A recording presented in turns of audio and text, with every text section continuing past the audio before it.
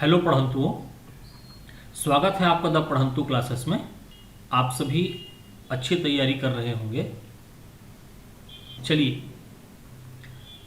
हमने लेक्चर 1 पे, संख्या पद्धति के लेक्चर 1 पे हमने संख्याओं के बारे में परिभाषाएं और उदाहरण देखे थे। अभाज्य संख्याएं हम कंप्लीट कर चुके थे। आइए आज कंटिन्यू करते हैं संख्या पद्धति के कुछ अन्य महत्वपूर्ण टॉपिक्स पे। सह अभाज्य संख्याएं।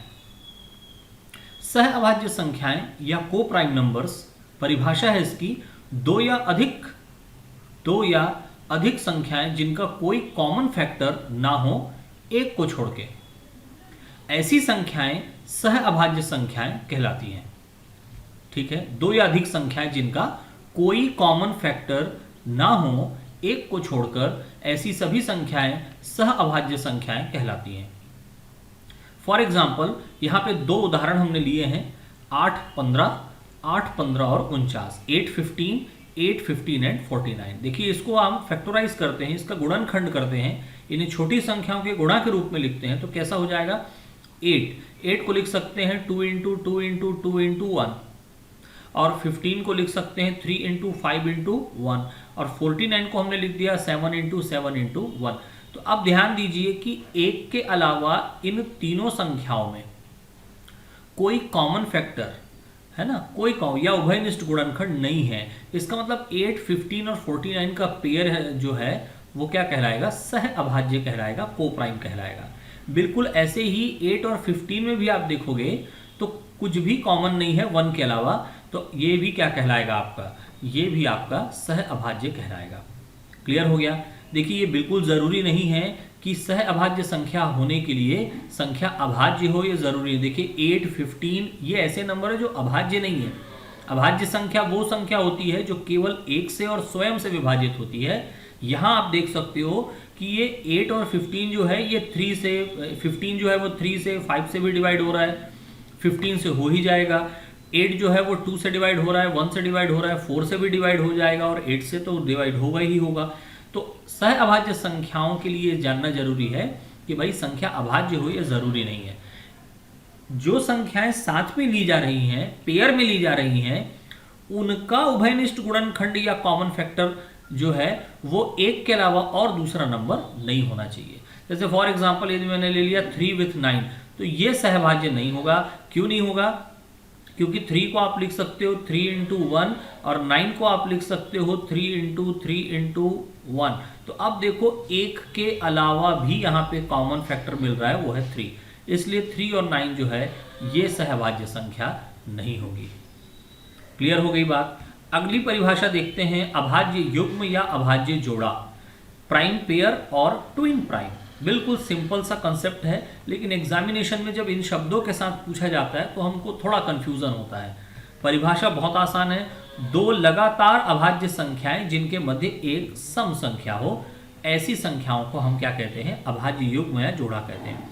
मैं पहले ही आपको अभाज्य संख्याओं को 1 से लेकर 100 तक की संख्या मैं आपको ऑलरेडी बता चुका हूं।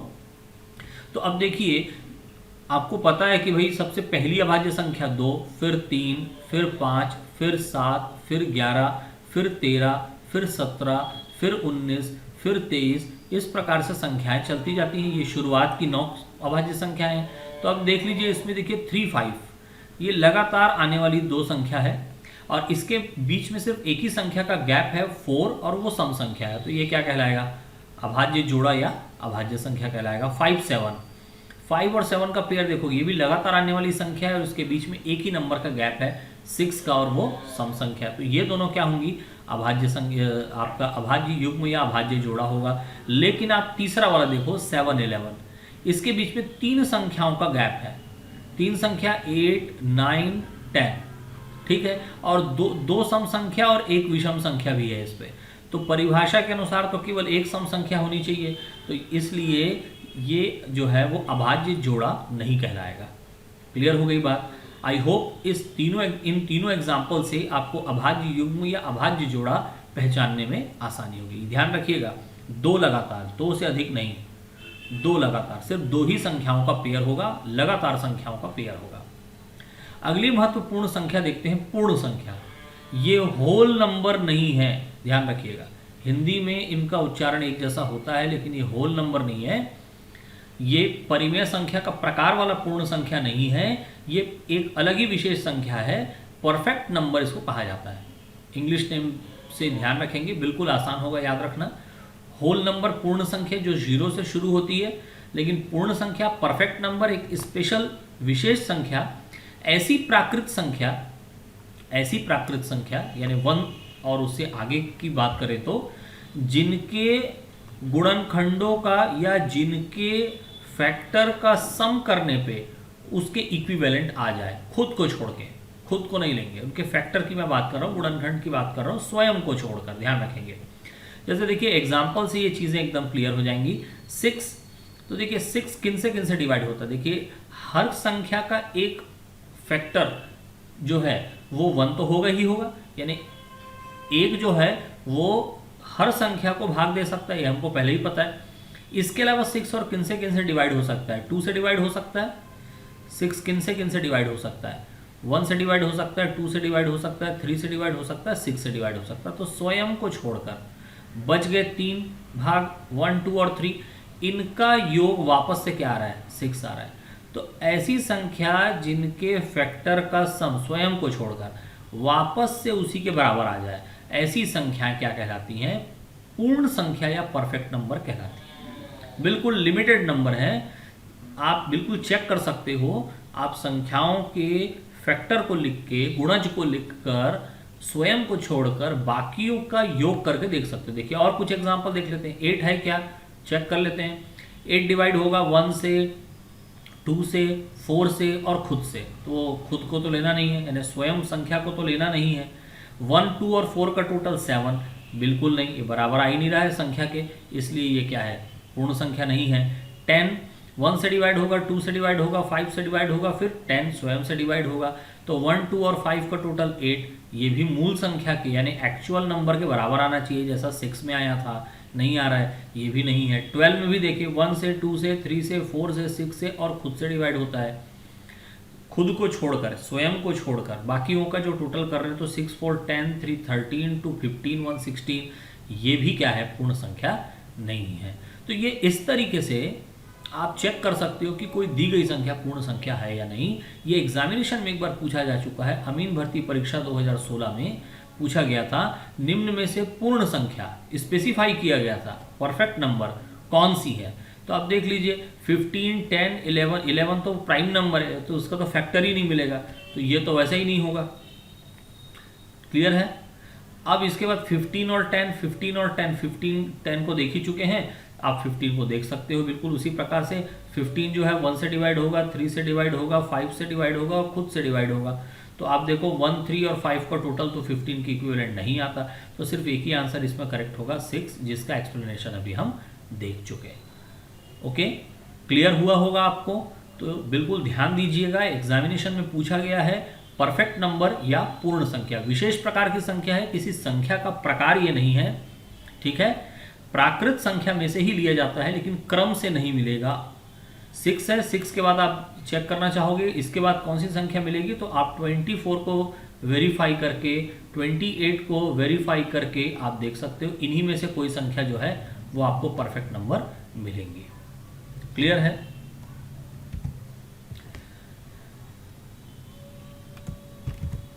अगला इंपॉर्टेंट टॉपिक देखते हैं, इकाई का अंक निकालना। बहुत इंपॉर्टेंट है, छत्तीसगढ़ पीएससी के जितने भी एग्जामिनेशन हैं उसमें विशेष करके इस टॉपिक को जरूर पूछा जाता है। ये टॉपिक जो है वो 2 तरीकों से देखेंगे, मतलब इसमें 2 प्रकार के क्वेश्चन जो है वो बनते हैं या पूछे जाते हैं, तो दोनों प्रकार को देखेंगे। पहले देख रहे हैं संख्या जिस पर घात दिया हो, घात यानी गुणा। तो देखिए नियम क्या है, घात वाली संख्याओं के लिए इकाई का अंक, ये जो हम बात कर रहे हैं पहला वाला नियम वो घात वाली संख्याओं के लिए है, ध्यान रखेंगे। 0, 1, 5 और 6 यदि किसी संख्या के अंत में आए तो इकाई का अंक वो स्वयं होता है। पहला पॉइंट, 0, 1, 5, 6 यदि किसी संख्या के अंत में आए तो इकाई का अंक वह स्वयं होता है, ठीक है, चाहे कोई भी घात क्यों न दिया हुआ हो। सभी के एक एक एग्जाम्पल देखते हैं। देखिए 10 टू दी पावर 5 यानी 10 का गुणा 5 बार, 1, 2, 3, 4, 5 बार, क्या आएगा, ये आ गया आपका इकाई, दहाई, सैकड़ा, हजार, 10,000, लाख, यानी ये हो गया 10 लाख। अब 10 लाख मतलब आपका इकाई का अंक क्या आया, वही आया, आपने 5 बार गुणा किया 10 को, लेकिन इकाई का अंक 0 ही आया। तो अब 5 की जगह 500 भी कर दें, 50 भी कर दें, 51 भी कर दें, 51, 52, 53, 500 जो भी करे, 10 टू दी पावर जो भी करे, हमेशा उसका इकाई अंक 0 ही आएगा। 21 टू दी पावर 2, तो 21 को 21 से मल्टीप्लाई यदि आप करते हो तो आ रहा है 441। क्या आया इकाई का अंक, वही आया, एज इट इज आया, जो कि संख्या में ऑलरेडी हमें गिवन था, दिया हुआ था। तो 1 के लिए भी टेस्ट हो गया। 5 के लिए 15 टू दी पावर 4, 15 इंटू 15 करते हैं 225, फिर 15 इंटू 15 करते हैं फिर 225, 225 को 225 से मल्टीप्लाई करते हैं तो 50,625, 50,625। क्या आया इकाई का अंक, 5 आया, जो पहले ही प्रश्न में हमें इकाई की जगह पर दिया हुआ था। तो अब देखें कि यहाँ पे 5 ही आ रहा है, तो ये आपका वेरीफाई हो रहा है। और वैसे ही 6 के लिए भी आप देख सकते हो, 16 इंटू 16, 256, अंतिम अंक क्या आया, 6 आया। तो इस प्रकार से आप देख रहे हो कि 0, 1, 5, 6 यदि कोई नंबर के एंड में आए और उस पर जो भी पावर दिया रहे, 5 लिया मैंने, एक बार 2 लिया, एक बार 4 लिया, एक बार 2 लिया, कोई भी, ये मैंने छोटी संख्या आपको समझाने के लिए लिया है, लेकिन यही नियम बड़े से बड़े घात के लिए भी रहेगा। ये 500 हो जाए, 400 हो जाए, 1000, 2000, 300 हो जाए, कुछ भी हो पावर, 0, 1, 5, 6 यदि एंड में है तो आपको कैलकुलेट करने की जरूरत नहीं है, सीधे उसका अंतिम अंक वही होगा जो संख्या के एंड में इकाई पे लास्ट पे दिया हुआ है। तो ये 4 नंबरों को हमने टेस्ट कर लिया। ये 4 डिजिट के बारे में बात हो गई। आगे देखते हैं 4 और 9 की क्या प्रॉपर्टी है। 4 और 9 में ऐसा नहीं होता, 4 और 9 में चेंज होने लगता है नंबर। तो देखें क्या होगा, 4 या 9 में से किसी एक के अंतिम में होने पर, लास्ट डिजिट में यदि आपका 4 या 9 इनमें से कोई एक नंबर है, तो पावर को 2 तरीकों से देखना होगा कि पावर जो है वो इवन है कि पावर है वो ऑड है, इवन है कि ऑड है, सम है कि विषम है, देखना होगा। सम संख्या यानी 2 से भाग चला जाए, विषम संख्या यानी 2 से भाग नहीं जाए। यदि पावर इवन है, लास्ट में दिया है 4, तो सीधे उसका जो नंबर होगा, जो यूनिट डिजिट होगा वो 6 होगा, और ऑड है तो यूनिट डिजिट 4 का 4 ही रहेगा, नो चेंज। ठीक है, 4 का 4 रहेगा, सिर्फ मतलब एक ही कंडीशन ध्यान रखनी, इवन होगा तो 4 का 6, 4 का क्या हो जाएगा 6, यदि कब, जब पावर क्या हो इवन। वैसे 9 में भी यदि पावर इवन है तो 1 हो जाएगा, अदरवाइज एज इट इज रहेगा, 9 का क्या हो जाएगा 9 ही रहेगा। क्लियर हो गई बात। एग्जाम्पल देख लेते हैं। 14 का स्क्वायर 196 होता है, 14 का क्यूब जो है पावर 3 टाइम मल्टीप्लीकेशन 2744 होता है। तो आप देखो ये सम संख्या है तो 4 का 6 हुआ, और ये 3 है तो 2 से डिवाइड नहीं होता, तो 4 का 4 ही रहा फिर। क्लियर हो गई बात। ये बड़े से बड़ा पावर रहे, यही काम हमको देखना है, 2 से डिवाइड करके देख लेना है भाई, इवन है तो 6 होगा, और ऑड है तो 4 पे एंड होगा। 19 पे 19 स्क्वायर 361, और 19 टू दी पावर 3 6859, तो पावर 3 रहेगा तो फिर किस पे एंड हो रहा है, 9 का 9 पे ही एंड हो रहा है। लेकिन यदि पावर इवन है तो किस पे एंड होगा, फिर 1 पे एंड होगा। तो ये 4 और 9 के लिए रूल हो गया। आसान है रूल, कोई कैलकुलेशन करने की जरूरत नहीं है, मैं आपको समझा रहा हूं इसलिए थोड़ा सा समय लग रहा है। आप जब इसकी प्रैक्टिस करोगे तो 1 सेकंड से भी कम में आप इस प्रकार के क्वेश्चन का आंसर कर पाओगे। ये बिल्कुल फिक्स रूल है, आप कंसेप्ट के साथ समझते जा रहे हो, एक्सप्लेनेशन के साथ समझ रहे हो, कभी भूलेंगे नहीं आप। ठीक है, अब देख लेते हैं बचे हुए 4 नंबर। इसके लिए आपको विशेष ध्यान देना होगा, क्योंकि ये संख्याएं ऐसी हैं जिस पे नंबर चेंज होते हैं। कैसे, जैसे आप देख लीजिए, मैं एक छोटा सा आपको एग्जांपल दूं। 2 का पावर 1 करता हूं तो मुझे मिला 2, 2 का पावर 2 करता हूं तो मुझे मिल गया 4, 2 का पावर 3 करता हूं तो मुझको मिल गया 8, और 2 का पावर 4 करता हूं तो मुझको मिल गया 16। फिर मैं 2 का पावर 5 करता हूं तो मुझको मिल गया 32। अब आप देख लीजिए 2, 4, 8, 6 आ रहा है, 4 प्रकार के नंबर आ सकते हैं यदि 2 एंड में है तो। ओके, फिर यहां से 2 से फिर से शुरू हो रहा है, मतलब फिर से 2, 4, 8, 6, मतलब इस तरीके से ये क्रम बन गया। ठीक है, इधर आप आगे बढ़ते चले जाओगे तो ये 2, 4, 8, 6, 2, 4, 8, 6 ऐसा ये चलता चला जाएगा, यानी 4 प्रकार के रिजल्ट हो सकते हैं। तो ये 2, 3, 7 और 8 यदि किसी नंबर के एंड में है तो संख्या का इकाई अंक 4 प्रकार का हो सकता है। 2 में भी अलग अलग 4 डिजिट, 3 में अलग अलग 4 डिजिट, 7 में अलग अलग 4 डिजिट, 8 में अलग अलग 4 डिजिट। तो इसलिए इन सब के लिए एक कॉमन रूल, क्योंकि हम देख रहे हैं कि 4 टाइम के बाद वो खुद को रिपीट करना शुरू कर रहा है उसी क्रम में, इसलिए 4 को बेस बना दिए। तो जो भी पावर देगा उसको 4 से डिवाइड कर दो, जो रिमाइंडर आएगा उसके लास्ट डिजिट को पावर पे रख लो, सॉरी जो रिमाइंडर आएगा उसको नंबर के लास्ट डिजिट के पावर पे रख लो जो नंबर आपको गिवन है, और हल करने पे जो डिजिट आएगा वही पूरी संख्या के लिए क्या होगा, इकाई का अंक। ठीक है, इसको समझने के लिए एक एग्जांपल ले लेते हैं। 22 टू द पावर 361 हमने ले लिया। 361 को हमने 4 से डिवाइड किया, 90 टाइम गया 360, बचा 1 को हमने ले लिया इसके इकाई अंक के पावर पे 2 टू द पावर 1 आएगा क्या, 2। देखिए पूरा रिजल्ट की बात नहीं हो रही, हमें पूछा जाएगा इकाई अंक, पूरा बोला जाएगा तो 22 को 361 टाइम मल्टीप्लाई करके ही हम आंसर बता सकते हैं, लेकिन बोल रहा है इकाई का अंक, तो इकाई का अंक यानी सिर्फ लास्ट डिजिट चाहिए, तो लास्ट डिजिट हमको इस तरीके से मिल जाएगा। क्लियर हो गई बात। पावर को 4 से डिवाइड कर देंगे, डिवाइड करने पे रिमाइंडर आएगा, रिमाइंडर को लास्ट वाले डिजिट के पावर में ले लेंगे, पावर जो है वो सॉल्व होगा, और सॉल्व होने के बाद जो डिजिट लास्ट वाला मिलेगा वही पूरे नंबर का यूनिट डिजिट होगा। ठीक है, मैं फिर से बोलूं, मैं पूरे आंसर की बात नहीं कर रहा हूं, मैं सिर्फ यूनिट डिजिट की बात कर रहा हूं, इकाई के अंक की बात मैं कर रहा हूं। क्लियर हो गई बात, समझ में आ गया आपको ये। तो आइए देख लेते हैं कुछ एग्जाम क्वेश्चन जो छत्तीसगढ़ पीएससी के परीक्षा में पूछे गए हैं, स्पेशली फॉरेस्ट एग्जाम में जो क्वेश्चन पूछे गए हैं उसको डिस्कस कर लेते हैं साथ पे। देखिए फॉरेस्ट एग्जामिनेशन में 2 क्वेश्चन पूछे गए थे 2016 पे, ईयर 2016 पे 2 यूनिट डिजिट प्रॉब्लम पूछे गए थे, दोनों को डिस्कस करते हैं। ये तो बिल्कुल डायरेक्ट क्वेश्चन था, जैसा कि अभी हम डिस्कस कर रहे थे, 777 टू दी पावर 777 में इकाई के स्थान पे आने वाला अंक क्या है। तो देख लीजिए जो रूल है वही रूल लगाना है, कहीं कुछ चेंजेस नहीं है, बिल्कुल डायरेक्ट क्वेश्चन है। 777 को 4 से भाग देते थे, हमारा स्टेप नंबर 1 है। भाग दिए 4 से, एक बार पे गया, फिर 9 बार पे गया और फिर 4 बार पे गया, यानी हमारे पास शेषफल क्या बचा, 1। संख्या जो दिया गया है उसका इकाई का अंक क्या है, 7 है। 7 के पावर पे हमें रख देना है रिमाइंडर, रिमाइंडर है 1 हमने रख दिया, 7 का पावर 1 क्या हो गया, 7। तो आंसर इसका क्या हो जाएगा, 7 हो जाएगा। क्लियर हो गई बात, ऑप्शन डी।